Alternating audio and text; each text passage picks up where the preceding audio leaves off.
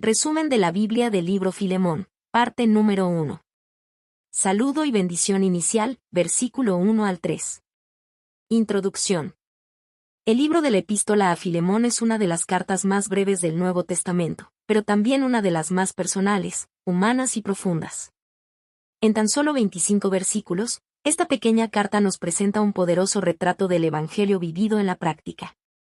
A través de sus palabras, descubrimos un mensaje lleno de gracia, amor cristiano, perdón y reconciliación, valores que se encuentran en el corazón mismo de la fe cristiana.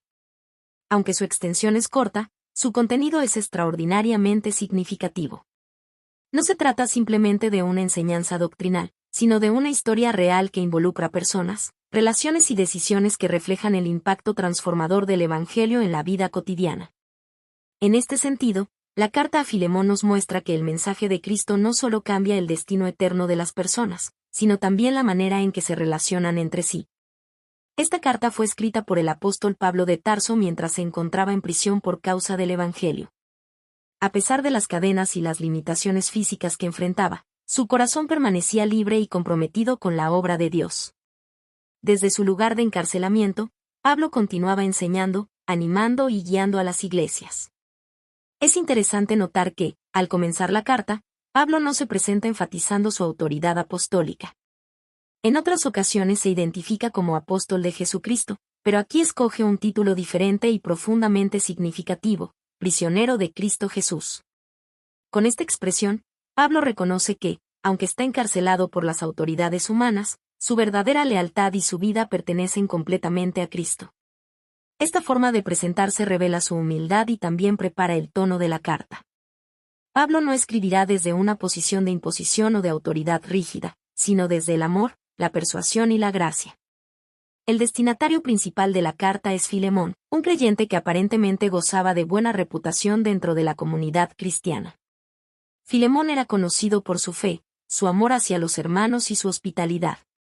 Su hogar se había convertido en un lugar de reunión para los creyentes, lo que nos recuerda cómo, en los primeros años del cristianismo, muchas iglesias se reunían en casas particulares. Además de Filemón, Pablo menciona a Apia, quien probablemente formaba parte del núcleo familiar o tenía un papel importante dentro de la comunidad cristiana.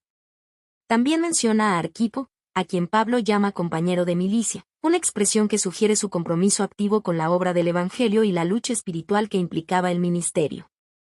Junto a ellos, Pablo saluda también a la iglesia que se reúne en la casa de Filemón, recordándonos que la fe cristiana siempre se vive en comunidad. La iglesia no era simplemente un edificio o una institución formal, era una familia espiritual que compartía la vida, la fe y el servicio a Dios. Desde las primeras palabras de esta carta, Pablo establece un ambiente lleno de gracia, comunión y paz. Estas palabras no eran solo una fórmula de saludo, sino una profunda declaración espiritual. La gracia representa el favor inmerecido de Dios, el regalo de salvación ofrecido por medio de Cristo.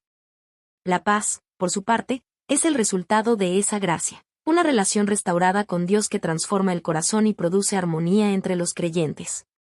De esta manera, antes de abordar el tema principal de la carta, Pablo establece un fundamento espiritual claro: la vida cristiana se construye sobre relaciones marcadas por el amor de Dios, la gracia que perdona y la paz que restaura.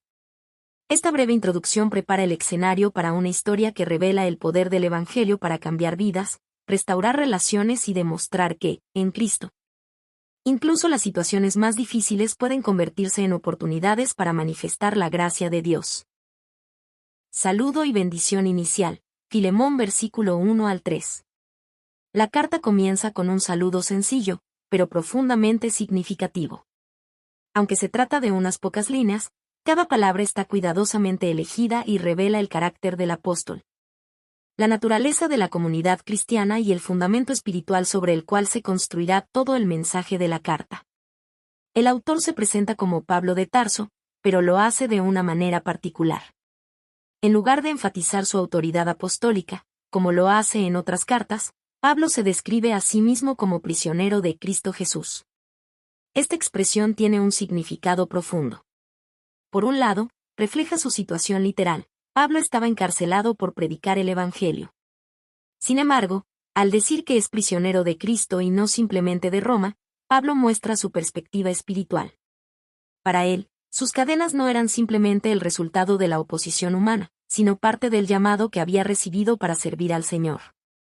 Su identidad, su propósito y su misión estaban completamente ligados a Cristo. De esta manera, Pablo establece desde el principio un tono de humildad y de amor. En lugar de usar su autoridad para exigir algo, prefiere hablar desde su experiencia de sufrimiento y dedicación al Evangelio. Junto a Pablo aparece el nombre de Timoteo, su fiel compañero de ministerio. Timoteo había acompañado a Pablo en muchos de sus viajes misioneros y había aprendido directamente de él.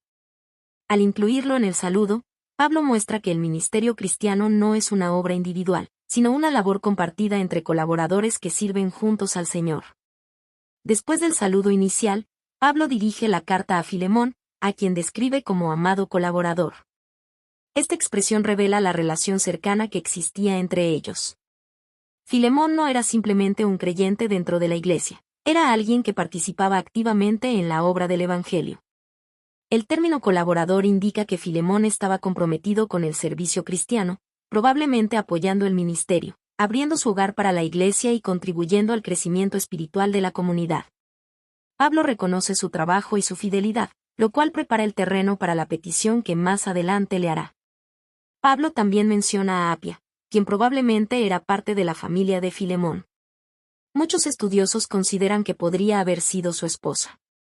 El hecho de que Pablo la incluya en el saludo demuestra que la vida cristiana y el servicio a Dios no se limitaban a una sola persona dentro del hogar, sino que involucraban a toda la familia.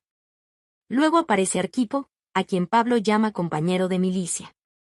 Esta expresión tiene un tono militar y sugiere la idea de lucha y compromiso. En el contexto del Evangelio, no se trata de una guerra física, sino de una batalla espiritual. Arquipo era alguien que participaba activamente en el ministerio y en la defensa de la fe. Su inclusión en el saludo muestra que la iglesia primitiva estaba formada por creyentes comprometidos que entendían el servicio cristiano como una misión que requería dedicación, valentía y perseverancia. Además de dirigirse a estas personas, Pablo también saluda a la iglesia que se reúne en la casa de Filemón. En los primeros siglos del cristianismo, los creyentes no contaban con edificios especialmente dedicados al culto. En cambio, las reuniones se realizaban en hogares. Estos hogares se convertían en centros de comunión, enseñanza, oración y adoración. El hogar de Filemón era uno de esos lugares donde la fe cristiana se vivía de manera práctica. Allí los creyentes compartían la palabra de Dios, se animaban mutuamente y fortalecían su vida espiritual. Esto nos recuerda que la iglesia no depende de un edificio, sino de personas que se reúnen en el nombre de Cristo. Después de mencionar a todos los destinatarios, Pablo pronuncia una bendición que aparece en muchas de sus cartas. Gracia y paz a vosotros, de Dios nuestro Padre y del Señor Jesucristo. Esta frase, aunque breve, resume de manera maravillosa el corazón del Evangelio. La gracia es el favor inmerecido de Dios. Es el regalo de la salvación que no se obtiene por esfuerzo humano ni por méritos propios. Es la expresión del amor de Dios hacia la humanidad, manifestado plenamente en la obra de Jesucristo. Por medio de la gracia, Dios perdona los pecados, restaura al pecador y le ofrece una nueva vida. La gracia es el punto de partida de la vida cristiana. La paz, por su parte, es el resultado de esa gracia.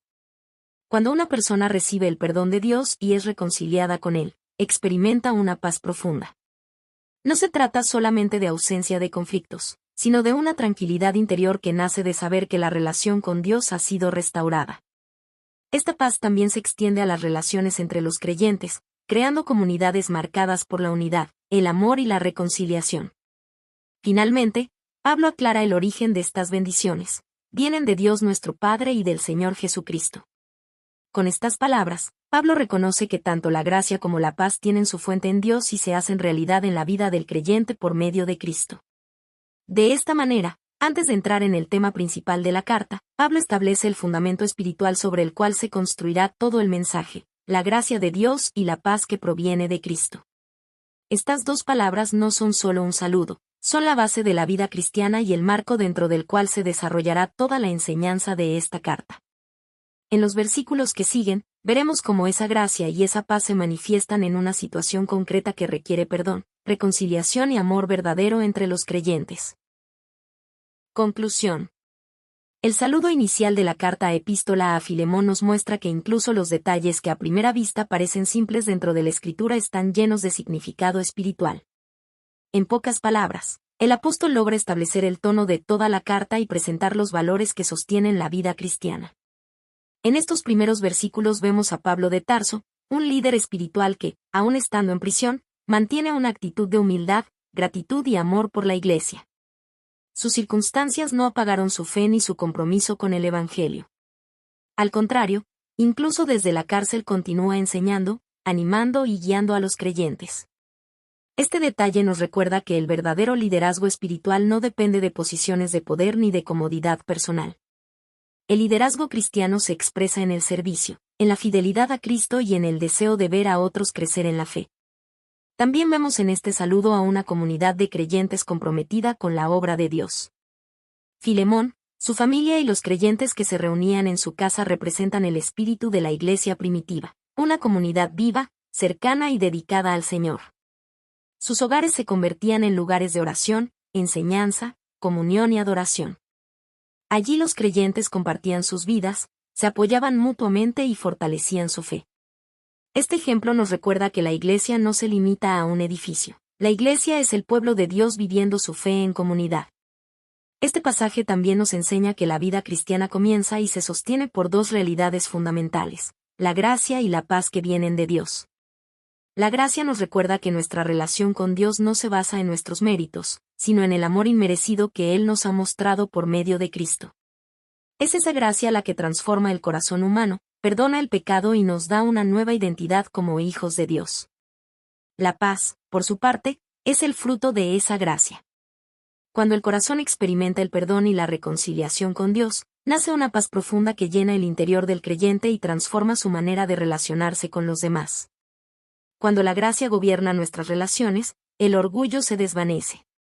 Cuando la paz de Cristo llena nuestros corazones, nuestras comunidades se convierten en lugares de unidad, restauración y amor. Por eso, el saludo de Pablo no es simplemente una introducción formal. Es una declaración espiritual que prepara el camino para el mensaje central de la carta. En estas primeras palabras encontramos el fundamento que hará posible la reconciliación que más adelante Pablo buscará entre los creyentes. La gracia y la paz que vienen de Dios son las fuerzas que permiten el perdón, la restauración de relaciones y la transformación de las personas.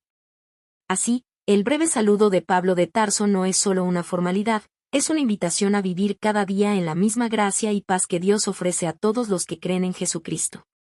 De esta manera comienza una de las cartas más personales y conmovedoras del Nuevo Testamento, una carta que nos enseñará cómo el Evangelio tiene el poder de transformar corazones, restaurar relaciones rotas y demostrar que el amor cristiano es capaz de convertir incluso las situaciones más difíciles en testimonios vivos de la gracia de Dios.